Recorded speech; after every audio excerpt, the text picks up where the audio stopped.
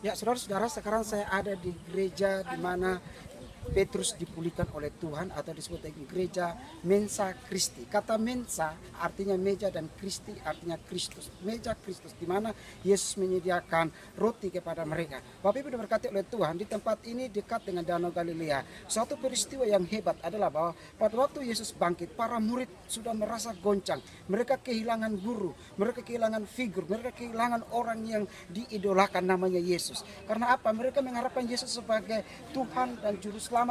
Mereka mengharapkan Yesus sebagai raja atau sebagai pendekar bagi mereka. Tetapi Yesus ternyata akhirnya disalibkan. Nah, saudara diberkati oleh Tuhan. Akhirnya Alkitab mencatat bahwa mereka kembali ke Galilea. Ada apa dengan Galilea? Karena disitulah message pertama yang diberikan oleh Tuhan adalah menjadi penjala manusia, bukan menjadi penjala ikan. Message itulah yang mewarnai hidup mereka sehingga mereka kembali ke Galilea. Nah, disitulah kembali Yesus menyatakan dirinya bahwa dia adalah Kristus. Nah, saudara diberkati oleh Tuhan, ada dua hal yang mau saya sampaikan. Yang pertama, waktu mereka menangkap ikan ada dua hal. Yang pertama adalah belajar taat. Saudara-saudara, semalaman mereka tidak dapat apa-apa.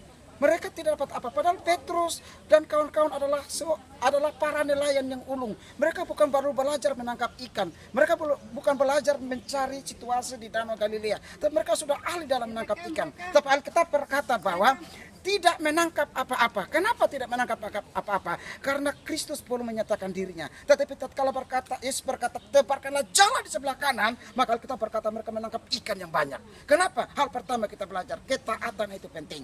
Kata taat, obey, taat itu penting. Bahasa Indonesia menggambarkan bahwa taat dibaca dari depan, taat dibaca dari belakang pun tetap taat. Taat artinya apa? Kita tunduk, rasio kita ditundukkan di bawah Kristus, dan kita tahu segala-galanya Allah berdaulat di atas segala-galanya. Anda taat, maka Anda akan dipulihkan. Anda taat, maka Anda akan diberkati. Anda taat, maka Anda akan memperoleh kesembuhan. Ketaatan itu penting. Suami taat dalam melakukan firman Tuhan, istri taat kepada suami, anak taat kepada orang tua, maka terjadilah unity, keharmonisan, dan berkat Tuhan mengalir luar biasa. Yang pertama kita belajar, mereka mendapatkan ikan yang banyak karena taat. Yang kedua, ikan yang ditangkap dalam ayat ke-11 adalah 153. Pertanyaannya, kenapa bukan 154, 155, atau 152?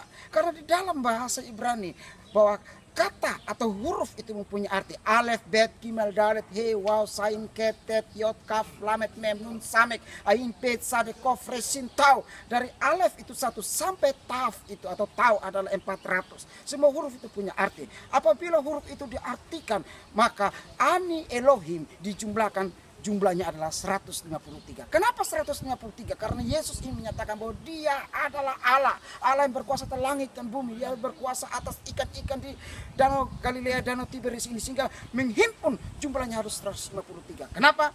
Karena Tuhan berdaulat atas segala-galanya. Yang pertama, kalau kita belajar taat. Yang kedua, kita akui dia Tuhan dan Juru Selamat. Saya percaya hidupmu akan dipulihkan Tuhan. Di sini juga Petrus dipulihkan Tuhan. Disebut Petrus bin Yohanes atau Petrus anak Yohanes karena pemulihan terjadi baginya. Waktu dia dipulihkan, dia ditanyakan dengan 3 kata yang hebat, yaitu agape, philia, dan segala macam. Maka terjadilah pelipat gandaan baginya. Pelipat gandaan itu terjadi, mujizat itu terjadi karena kita taat dan kita akui dia Tuhan dan Juru Selamat. Jadikan Yesus Tuhan dan Juru Selamat dalam hidupmu, dalam rumah tanggamu, bisnis dan hidupmu, maka akan terjadi mujizat-mujizat yang besar. Doa saya dari Danau Galilea, Anda diberkati oleh Tuhan. Anda yang mendengarkan apa yang saya katakan hari ini, engkau belajar taat dan engkau mengakui Yesus Tuhan dan Juru Selamat, hidupmu dijamin oleh Tuhan sampai engkau menutup mata. Shalom, Tuhan berkati.